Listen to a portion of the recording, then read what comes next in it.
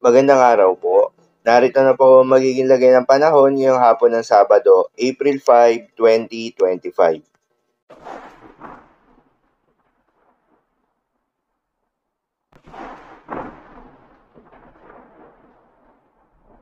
Sa kasalukuyan na ayon sa pag-asa, itong northeasterly wind flow o yung hangin na nanggagaling sa may hilagang silangan ang patuloy na nakakaapekto sa may extreme northern Luzon. Dahil dito ay asahan yung bahagyang maulap hanggang sa maulap na kalangitan na may kasamang mahihinang mga pag-ulan o pag-ambon.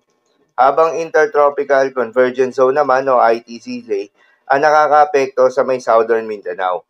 Dahil dito ay asahan yung maulap na kalangitan na may kalat-kalat na mga pagulan at thunderstorms. Samantala, easterlies o yung mainit na hangin galing sa may silangan ang patuloy namang nakakaapekto sa nalalabing bahagi ng ating bansa kasama ng Metro Manila. Dahil dito ay asahan yung bahagya hanggang sa maulap na kalangitan na may mataas na tsansa ng mga pagulan pagsapit ng hapon o gabi. Magandang balita naman dahil ayon sa pag-asa ay wala tayong binabantayan na low pressure area o bagyo sa loob o malapit sa Philippine Area of Responsibility na maring makaapekto sa ating bansa.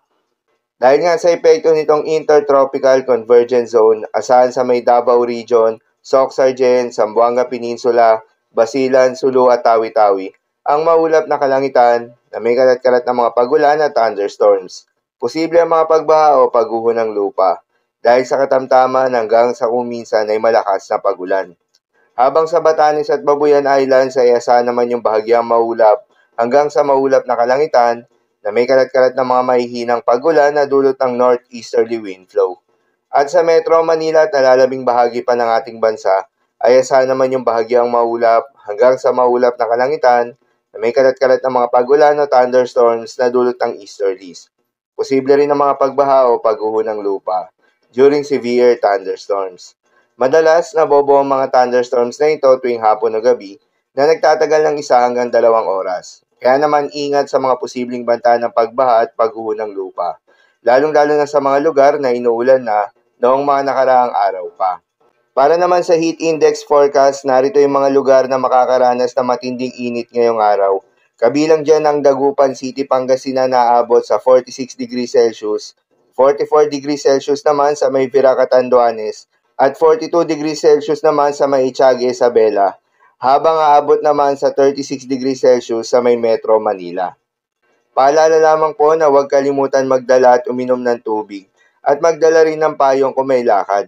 Bawasan muna ang paglabas ng bahay sa panahon na mataas na temperatura upang maiwasan ang heat-related emergencies kagaya ng heat exhaustion, heat cramps at heat stroke. Para naman sa magiging lagay ng mga dagat baybayin, ayon sa pag-asa ay wala pa rin tayong nakataas na gale warning sa anumang seaboards ng ating bansa. Ngunit pinag-iingat pa rin yung mga papalaot ng mga kababayan nating mangisda at yung may mga maliliit na sasakyan pandagat sa may seaboards ng Northern Luzon dahil inaasahan yung katamtaman hanggang sa mahalo na karagatan. At sa nalalabing seaboards nga ng ating bansa ay asahan naman yung banayad hanggang sa katamtaman ng mga pag-alon, ngunit iba yung pag-iingat pa rin, lalo na kung meron tayong offshore thunderstorms activity. Asahan yung paglakas ng hangin at kaakibat nito ay pagtaas rin ng mga pag-alon. So yun lamang po para sa lagay ng panahon ngayong araw ng Sabado. Keep safe everyone.